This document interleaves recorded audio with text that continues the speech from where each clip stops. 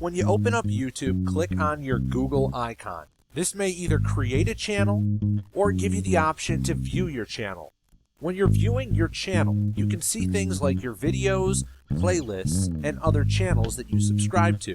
The left menu has some entertainment options such as the home page, trending videos, or channels that you subscribe to. You can look at your video library, see a history of videos you've watched, videos that you've liked, or see your playlists. YouTube is owned and managed by Google, so when you search for videos, use similar Google keywords. Google will return relevant options.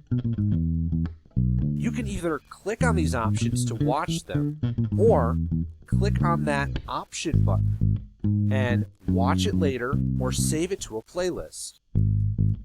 You'll have the option to either save it to a pre-existing playlist or create a new playlist. This includes the ability to edit the name of the playlist and the privacy settings. To create the playlist, click Create. You can view the new playlist in the left-hand column menu. If you open a video, you can add it to the playlist by clicking on the tiny plus icon. This brings you back to the playlist menu.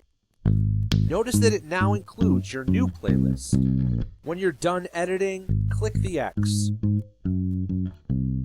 You can find your playlist in the left-hand column menu.